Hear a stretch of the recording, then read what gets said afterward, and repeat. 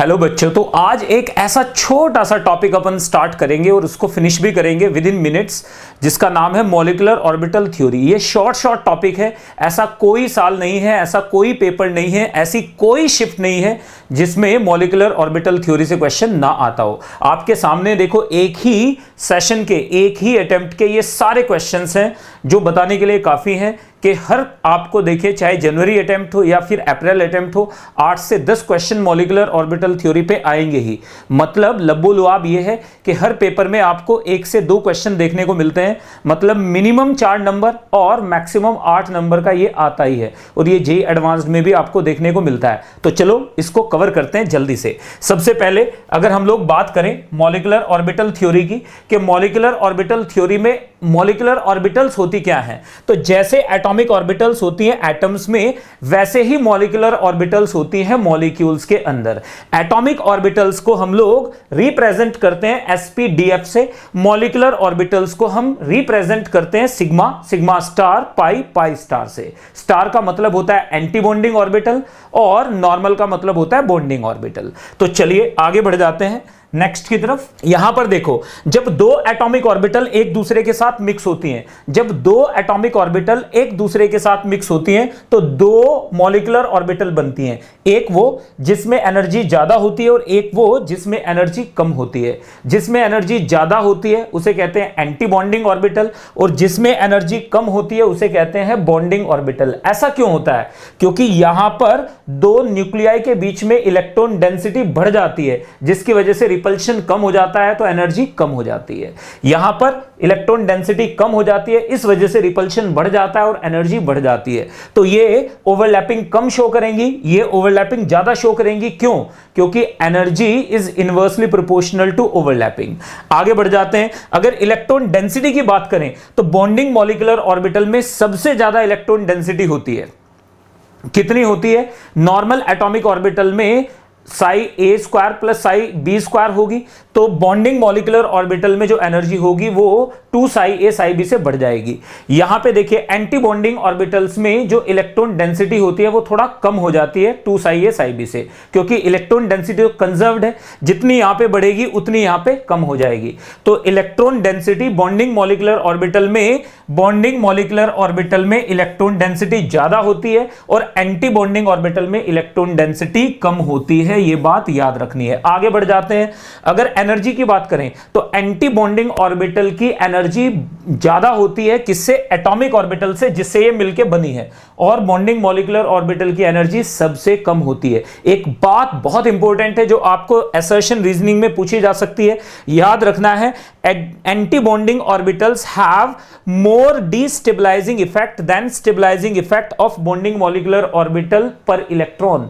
मतलब अगर एक इलेक्ट्रॉन बॉन्डिंग में है और एक इलेक्ट्रॉन एंटी बॉन्डिंग में है तो एंटी बॉन्डिंग वाला ज्यादा डिस्टेबलाइज करेगा, मॉलिक्यूल एग्जिस्ट नहीं करेगा। इसका मतलब जब दोनों इलेक्ट्रॉन बराबर हो जाएंगे, बॉन्डिंग में इलेक्ट्रॉन बराबर एंटी बॉन्डिंग में इलेक्ट्रॉन, तो भी मॉलिक्यूल एग्जिस्ट नहीं करता। क्यों नहीं करता?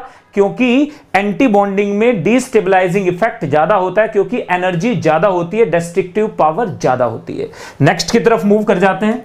अब देखो, अगर हम बात करें sp मिक्सिंग की, ये बहुत इंपॉर्टेंट कॉन्सेप्ट है और जेईई एडवांस्ड में भी कई बार ये पूछा गया आपसे, जेईई मेन में भी ये बात आपसे पूछ ली जाती है। तो जब ध्यान से देखिए, इसमें बड़ा इंपॉर्टेंट है ये point, when 2s orbitals of one atom, एक एटम की 2s ऑर्बिटल इंटरेक्ट करती हैं 2p orbitals of other atom, it is called sp mixing. अब आप खुद सोचिए, आप एक दूसरे से इंटरेक्ट कब कर पाएंगे? तभी इंटरेक्ट कर पाएंगे जब पास पास होंगे। ऐसा तो नहीं है कि आप बात कर सकते हैं, कम्युनिकेट कर सकते हैं, इंटरेक्ट नहीं। इंटरेक्शन के लिए पास पास होना बहुत जरूरी है। तो यहां पर इनमें पास पास होने का क्या क्राइटेरिया होगा? Energy is the only criteria. अगर एनर्जी दूर दूर होंगी तो P की एनर्जी S को ट्रांसफर नहीं हो पाएगी और sp मिक्सिंग नहीं होगी। तो यहां पर देखो, अगर यहां पर एनर्जी क्या हो जाए, 2p और 2s की एनर्जी का डिफरेंस 12.6 इलेक्ट्रॉन वोल्ट से कम है तो ये S और P मिक्सिंग पॉसिबल हो जाती है। उस कंडीशन में ये एक दूसरे के साथ इंटरेक्ट कर सकते हैं। आगे बढ़ जाइए, अगर एनर्जी 12.6 इलेक्ट्रॉन वोल्ट से ज्यादा का डिफरेंस आ जाए तो ये बहुत दूर दूर हो जाते हैं, चाहकर भी एक दूसरे के साथ इंटरेक्ट नहीं कर पाते।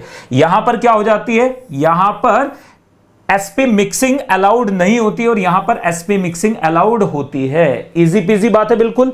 तो sp मिक्सिंग कहां कहां पे होगी, देखो लिथियम में 1.8 है तो हो जाएगी, बेरिलियम में हो जाएगी, बोरॉन में, कार्बन में, नाइट्रोजन में। ऑक्सीजन में नहीं होगी, फ्लोरीन में नहीं होगी, नियॉन में नहीं होगी। इसका मतलब अगर इलेक्ट्रॉन 14 या 14 से कम है तो sp मिक्सिंग होती है, अगर उससे ज्यादा है तो sp मिक्सिंग नहीं होती है। नेक्स्ट की तरफ बढ़ जाते हैं। अब जल्दी से, अगर इलेक्ट्रॉन हमारे पास कितने आ जाएं, अगर हमारे पास इलेक्ट्रॉन 14 आ जाएं तो एनर्जी कैसे आएगी, और याद रखिएगा ऑर्बिटल्स को कैसे भरेंगे, ऑफ बाउ रूल के अकॉर्डिंग भरेंगे। सबसे पहले इलेक्ट्रॉन सिग्मा 1s में जाएंगे, फिर सिग्मा स्टार 1s में जाएंगे, एंटी बॉन्डिंग ऑर्बिटल में जाएंगे, फिर सिग्मा 2s में, फिर सिग्मा स्टार 2s में, और यहां पर लास्ट में सबसे बाद में जाएंगे। जहां पर इलेक्ट्रॉन खत्म हो जाएंगे वहीं पे क्या हो जाएगा, इलेक्ट्रॉन की फिलिंग रुक जाएगी।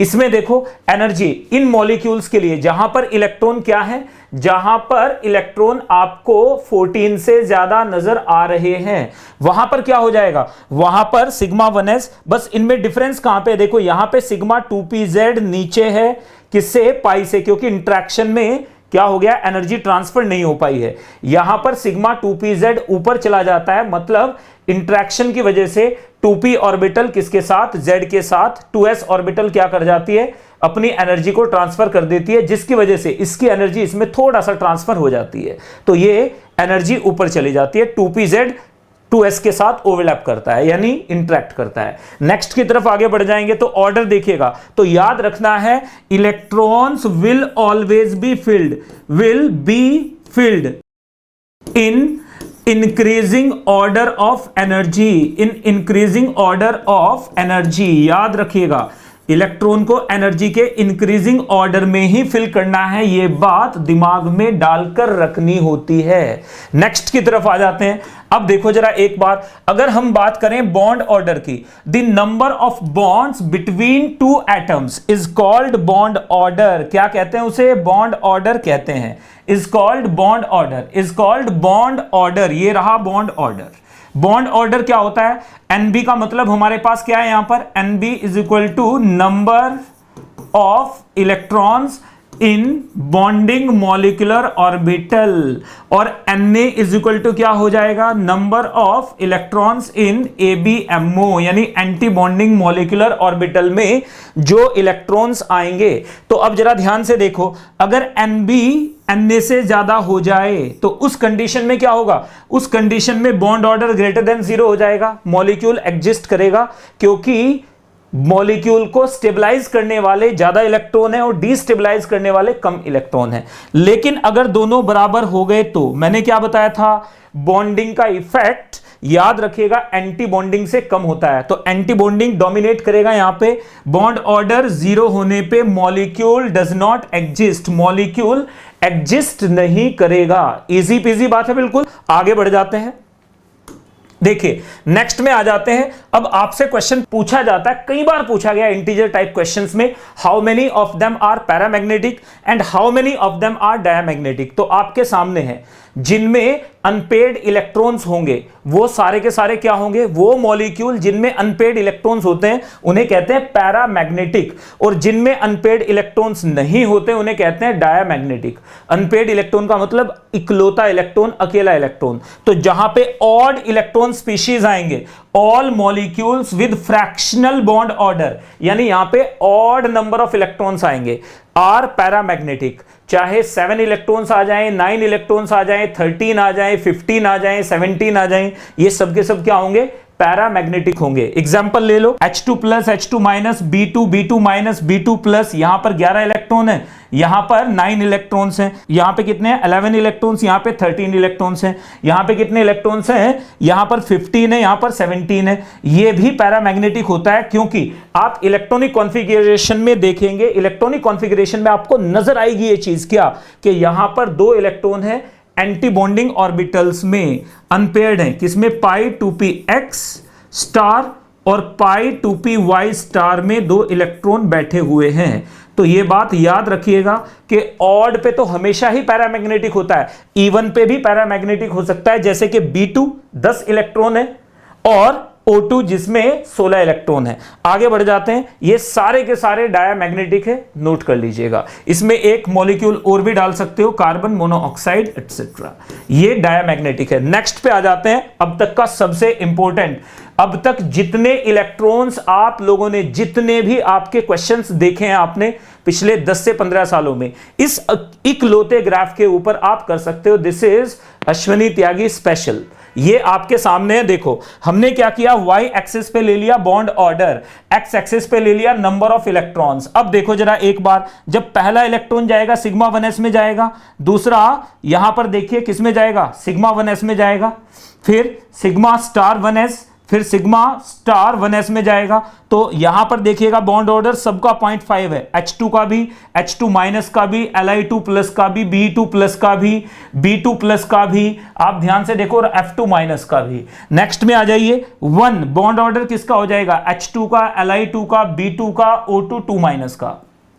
नेक्स्ट पे आ जाते हैं, देखो जरा एक बार, यहां पर बॉन्ड ऑर्डर कितना हो जाएगा हमारे पास, यहां पर हमारे पास बॉन्ड ऑर्डर हो जाएगा 2.2 एग्जैक्टली, किसका, C2, यहां पर देखिएगा C2 का बॉन्ड ऑर्डर 2 हो जाता है हमारे पास, B2 माइनस और C2 प्लस का 1.5 है, और साथ में O2 माइनस का भी 1.5 होता है। नेक्स्ट पे देखिए 2.5 बॉन्ड ऑर्डर किसका हो जाएगा, C2 माइनस का, N2 minus, O2 plus. Last में आ जाइए, बॉन्ड ऑर्डर कैसे निकाल रहे हैं, इलेक्ट्रॉन्स को भर के देखिए, Nb माइनस Na/2 सीधे करेंगे। यहां पर हम क्या फंडा लगा रहे हैं, सीधे bond order is equal to Nb minus Na/2, सीधे सीधे ये वाला फंडा आपने यहां पर लगा देना है, दैट्स इट। इसके अलावा मॉलिक्यूलर ऑर्बिटल में ऐसा कोई क्वेश्चन नहीं बनेगा जो आप लोगों से इसके बाद भी सॉल्व ना हो, चाहे वो जेई मेन का क्वेश्चन हो, चाहे वो नीट का क्वेश्चन हो, चाहे वो जेई एडवांस्ड का क्वेश्चन हो, सारे क्वेश्चन आप सॉल्व करेंगे। एक चीज और देखिएगा, जब भी बॉन्ड ऑर्डर बढ़ेगा स्टेबिलिटी बढ़ेगी,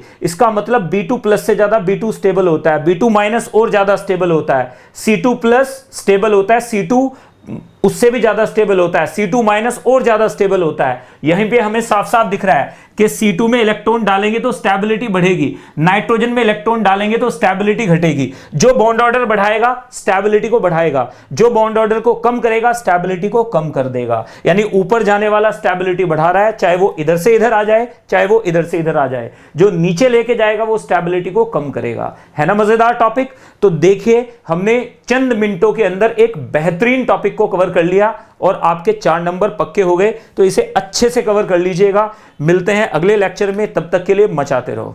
टेक केयर।